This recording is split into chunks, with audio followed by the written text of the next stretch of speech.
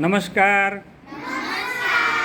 શ્રી નવીવાડી પ્રાથમિક શાળામાં આજે આપણે બે પ્રવાહીઓ મિશ્ર થઈ ગયેલા હોય તો એને અલગ કઈ રીતે કરશું એનો પ્રયોગ છે એ આપણે નિહાળીએ. તો પ્રયોગ કરવા માટે અહીં ધોરણ 6ની બે વિદ્યાર્થીની બહેનો નિર્જા અને આલિયા તૈયાર છે. તો ચાલો એના દ્વારા જ આપણે પાણી અને કેરોસીનને મિક્સ કરીએ અને ફરીથી તેને અલગ કરીએ. અહીં જે બીકર છે એમાં પાણી ભરેલ છે. આ બીકર છે, આમાં આપણે કેરોસીન મિશ્ર કરીએ. બોટલની અંદરનું જે કેરોસીન છે એ પાણીમાં ઉમેરીને આપણે એને મિશ્ર કરીએ. ચાલો, તો આ બીકરમાં પાણી અને કેરોસીન મિશ્ર થઈ ગયેલા દેખાય છે. પાણી તળિયાના ભાગમાં અને બીકરમાં ઉપરના ભાગે કેરોસીન છે. દેખાય ને બધાયને? પાણી ક્યાં છે? નીચેના ભાગે અને કેરોસીન ક્યાં છે? પાણીની ઉપરના ભાગ. તો આ બીકરમાં જે બે મિશ્ર થઈ ગયેલા છે ને આપણે છૂટા પાડવા છે. છૂટા પાડવા માટે અહીં આપણી પાસે જે આ ગળણી છે એનું નામ શું? પૃથ્થકરણ ગળણી. પૃથ્થકરણ ગળણીની મદદથી આપણે બંને ઘટકોને છૂટા પાડીશું.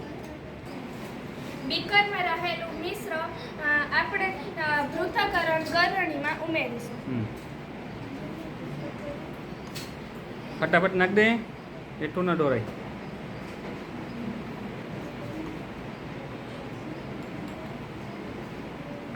તો પૃથ્થકરણ ગળણી છે એમાં બે ભાગ દેખાય છે. નીચે પાણી છે, ઉપર છે કેરોસીન.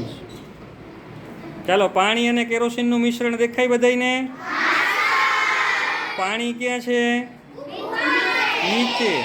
અને કેરોસીન ક્યાં છે? ઉપર. જે અહીં પૃથ્થકરણ ગળણીમાં આપણે જોઈ શકીએ છીએ. હવે આપણે ધીમે ધીમે નીચે જે આ પિચકો કાપેલી છે એને ખોલી અને પાણી કાઢી લેવાનું છે અને કેરોસીન ઉપર રાખી દેવાનું છે. પાણી નીચે આવે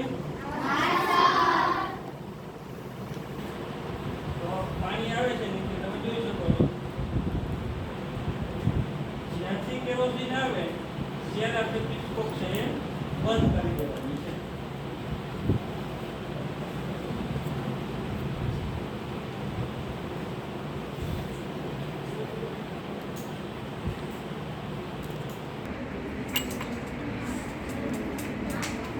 પિચકોકને ધીરે ધીરે દબાવી અને પાણી બધું નીચે લઈ લેવાનું છે. તો તમે જોઈ શકો છો કે જેટલું પાણી હતું એટલું નીચે બીકરમાં આવી ગયું અને કેરોસીન છે એ ઉપર શેમાં ભરેલું છે? પૃથ્થકરણ ગળણીમાં કેરોસીન છે એ આવી ગયું. તો આવી રીતે પૃથ્થકરણ ગળણીનો ઉપયોગ શેમાં થાય?